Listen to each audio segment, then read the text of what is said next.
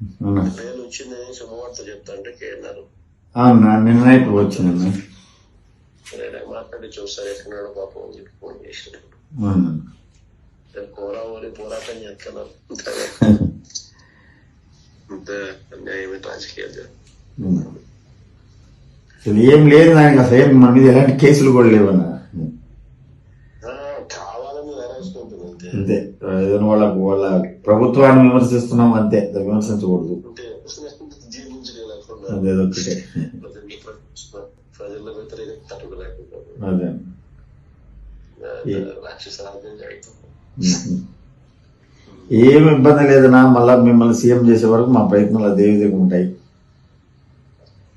ఎంత కష్టాలైనా వచ్చుకొని మిమ్మల్ని సీఎం చేయడం మా బాధ్యత.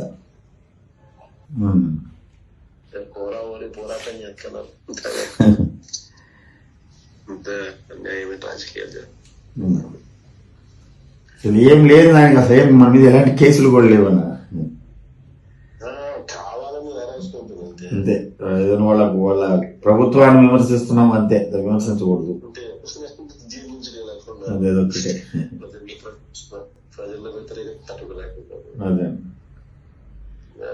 రాక్షస రాజ్యం జరుగుతుంది. ఏమి ఇబ్బంది లేదన్నా, మళ్ళా మిమ్మల్ని సీఎం చేసే వరకు మా ప్రయత్నాలు అదే విధంగా ఉంటాయి. ఎంత కష్టాలైనా వచ్చుకొని మిమ్మల్ని సీఎం చేయడం మా బాధ్యత. రాక్షస రాజ్యం